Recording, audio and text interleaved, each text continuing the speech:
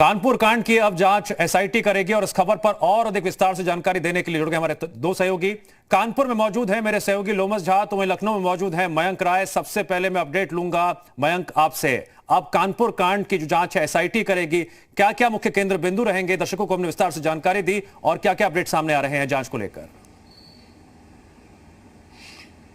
देखिए दिव्यांश, हाल फिलहाल की अगर हम वर्षों की बात करें तो ये सबसे बड़ी घटना थी पुलिस कर्मियों के लिहाज से, जिसमें 8 पुलिसकर्मी शहीद हुए। इस घटना से जुड़ा जो मुख्य अभियुक्त था उसको पुलिस ढेर कर चुकी है, उसका एनकाउंटर हो चुका है विकास दुबे का। उसके साथ ही 5 जो उसके और सहयोगी थे वो भी मारे जा चुके हैं। लेकिन ये जो सरकार है वो ये जानना चाहती है कि किन किन लूपहोल्स की वजह से विकास ने अपना साम्राज्य फैलाया, और यहीं तक नहीं, यहाँ से लेके विदेशों तक उसके तार जुड़े आ रहे हैं। आर्थिक अपराध के कई सारे मामलों का खुलासा हो सकता है।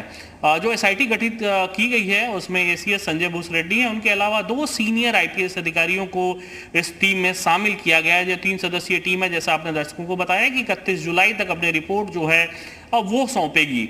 इसमें मुख्य रूप से बीते 1 साल के दौरान जो विकास दुबे था उसने कितने लोगों से बातचीत की, केवल वही नहीं, उसके साथियों के जो उसके करीबी लोग माने जा रहे हैं उनकी पूरी कॉल डिटेल खंगाली जाएगी, उनकी पूरी सीडीआर निकाली जाएगी कि वो कहां कहां बात करते थे और उनकी बातचीत का जो मकसद था वो क्या था। ये सारी चीजें खंगाली जाएंगी। इसके अलावा जो विकास दुबे के पास लाइसेंसी हथियार है, कैसे उसको मिल गया, जब उसके ऊपर इतने सारे आपराधिक मुकदमे दर्ज थे तो कैसे उसको हथियार मिल गया, किन अधिकारियों की संलिप्तता रही है उसको हथियार दिलाने में जो लाइसेंसी हथियार था। ये 2 बिंदु हैं। इसके अलावा 7-8 बिंदु और हैं, जिसमें मुख्य रूप से जो कितनी शिकायतें आई थी उसके खिलाफ, कितनी शिकायतें आई थी, ये बड़ा गंभीर सवाल है। आया तो क्यों इसको लेकर मैं जानकारी लूंगा लोमस से। लोमस, आप तो बिकरू गांव भी गए थे, आप शिवली भी गए थे, और हाल फिलहाल जो तस्वीरें सामने आई इस एनकाउंटर के बाद कि लोग खुशी मना रहे थे, लोगों में जो डर था, खौफ था, वो अब दूर हो चुका है। लोगों के चेहरे पर खुशी दिखाई दे रही है। चौबेपुर थाना जो लगातार निशाने पर रहा है और पूरे के पूरे थाने पर कार्रवाई हो गई। अब जांच में जो पाप कांड था वो सच भी सामने आ सकेगा, और किसकी मिली भगत थी, क्या संरक्षण मिल रहा था, अवैध संपत्तियों की बात हो या फिर पुलिस की कार्रवाई की, कितने मुकदमे दर्ज हुए थे, बड़े गंभीर सवाल हैं जिनका जवाब सामने आना बाकी है। अब एसआईटी खंगालेगी सारे राज।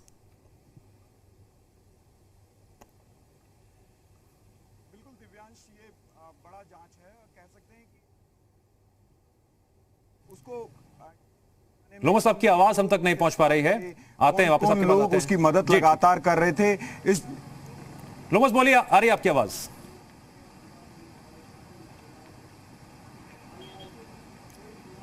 देखिए, अगर हम बात करें विकास दुबे की, तो विकास दुबे को लेकर के अब जब जांच एसआईटी की जांच का गठन किया गया है तो पूरी तरीके से इस मुद्दे को लेकर के अगर बात करें तो कहीं ना कहीं जब हम विकास दुबे की बात करते हैं तो विकास दुबे को बड़ा बनाने में कौन लोग शामिल थे, अब इसकी जांच करेगी एसआईटी। यूं कहें तो जो लोग भी विकास दुबे को आगे बढ़ाने में शामिल थे, या फिर वो राजनेता हो या फिर पुलिस के अधिकारी हो या जो पुलिसकर्मी हो, क्योंकि आपने देखा जो सबसे पहला मामला निकल करके सामने आया, क्योंकि 70 से ज्यादा मुकदमे थे इसके खिलाफ और लगातार इसके खिलाफ जांच हो रहे थे।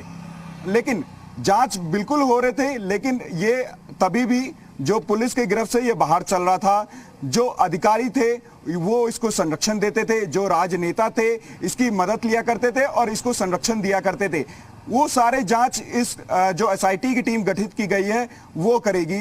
जैसे कि मेरे जो सहयोगी थे वो बता रहे थे कि जो 3 सदस्य टीम बनाई गई है वो जांच में ये भी देखेगी कि किसके द्वारा ये 1 साल में जो विकास दुबे है उसको मदद किया जा रहा था, या फिर जो सीडीआर कॉल डिटेल, क्योंकि कॉल डिटेल 1 साल का निकाला जाएगा और जो विकास दुबे से जितने लोग जुड़े हुए थे उनके भी निकाले जाएंगे, जो लोग परिचित थे उनके भी निकाले जाएंगे। तो कहीं ना कहीं पूरी तरीके से जो तस्वीर है वो बिल्कुल साफ हो जाएगी कि कौन लोग मदद कर रहे थे विकास दुबे को विकास दुबे बनाने के लिए और कौन लोग इस पूरे घटनाक्रम में शामिल थे। एसआईटी जांच होने जा रही है, उसको लेकर आपने जो अपडेट दी, मयंक आपका भी शुक्रिया, लोमस आपका भी शुक्रिया तमाम जानकारी के लिए।